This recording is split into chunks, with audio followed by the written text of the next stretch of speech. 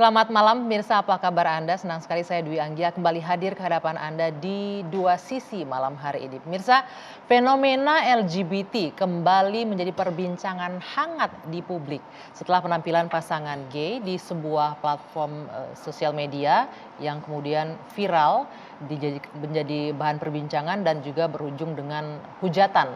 Kaum LGBT belakangan ini atau dari hari ke hari dinilai semakin berani untuk menunjukkan, mendeklarasikan preferensi dan juga orientasi seksual mereka.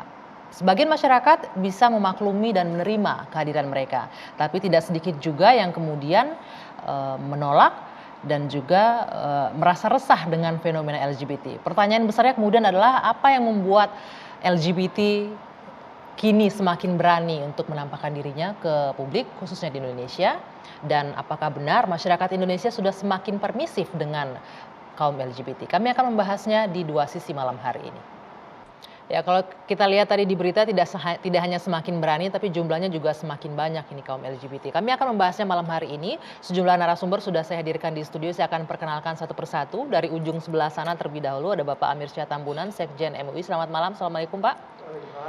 Nanti boleh digunakan mic-nya Pak ya. Iya, terima kasih. Kemudian ada Bapak Haikal Hasan, Ketua Majelis Keluarga Indonesia. Ustadz Haikal, saya bisa manggilnya. Selamat malam. Oke. Assalamualaikum. Selamat malam, waalaikumsalam warahmatullahi wabarakatuh. Dan juga ada Mbak Zoya Amirin, seksolog. Selamat malam Mbak Zoya. Selamat malam. Sehat ya? Sehat. Alhamdulillah. Kemudian secara virtual juga bergabung Muammar MK, seorang penulis. Mungkin Anda juga sempat membaca dulu bukunya ya, Jakarta Undercover. Ini sangat fenomenal pada zamannya waktu itu. Halo, selamat malam MK. Selamat malam, assalamualaikum semuanya. Waalaikumsalam. Sehat ya MK ya? Alhamdulillah sehat, walafiat. Sehat walafiat. Oke, sebelum ke sana saya mau ke yang di studio dulu nih narasumber saya. Saya mau ke Mbak Zoya. Sebelum dimulai saya ingin informasikan untuk penggunaan masker saya kembalikan, boleh dibuka atau digunakan ya. Mbak boleh digunakan mic-nya ya. Kalau kita lihat ini fenomena LGBT semakin berani di Indonesia. Kenapa nih pertanyaannya? Kemudian Mbak Zoya bisa menjelaskan sedikit nggak sih apa sih sebenarnya itu LGBT ini, kenapa mereka apakah memang karena gaya hidup, faktor genetika, atau sebuah penyakit, atau banyak yang lain bilang kan oh itu penyakit apa segala macam menular dan lain-lain. Apa sih sebenarnya barangnya dan kenapa di Indonesia sekarang belakangan sudah mulai sangat berani untuk menampakkan dirinya? Kalau misalnya soal berani atau tidak, ini sebenarnya juga pengaruh dari teknologi gitu ya, teknologi sosial media. Kita terasa dampak teknologi ini tiba-tiba semua orang bisa beropini.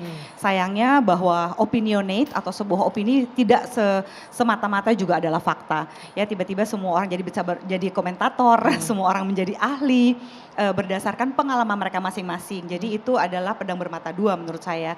Nah kalau kita mau berbicara mengenai LGB gitu ya, karena kami sebagai psikolog gitu, kami membaginya bahwa LGB atau lesbian, gay dan bisexual itu berbeda dengan transgender, gitu ya. Jadi kami para psikolog dan psikiater seluruh dunia, kami tidak bisa menegakkan sebuah diagnosa tanpa dasar. Ya, jadi ada dasarnya mulai dari ICD-10, ICD-11 gitu ya dari WHO. Lalu di seluruh dunia kami menggunakan DSM yang kelima, Diagnostic Statistical Manual for Mental Disorder. Di Indonesia sendiri kami menegakkan diagnosa berdasarkan PPDGJ yang ketiga ya, Paduan Pedoman Gangguan Jiwa di Indonesia. Nah di sini kami meletakkan bahwa orientasi seksual itu bukanlah sebuah gangguan, bukanlah sebuah penyimpangan.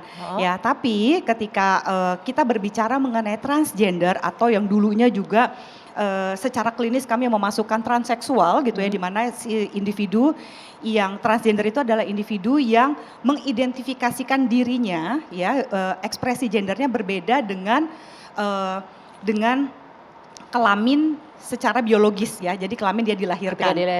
Gitu itu. Jadi, nah kalau kami menyebutnya transseksual ketika dia melakukan operasi dulunya sih seperti itu gitu ya. Jadi ya itu kami harus jelaskan diagnosanya seperti itu.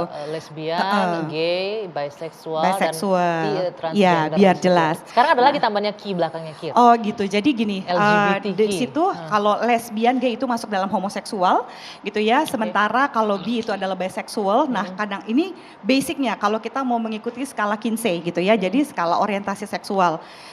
Orientasi seksual di tengah-tengahnya itu ada biseksual, ada hetero, lalu ada homoseksual.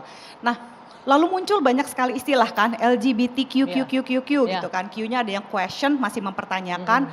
Ada yang queer gitu, queer itu sebenarnya mereka belum mau mendefinisikan sebagai transgender, transseksual atau apapun lah banyak istilahnya gitu ya. Lalu ada ally, ada intersex gitu ya, juga ada aseksual, lalu ada panseksual di bawahnya biseksual dan sebagainya.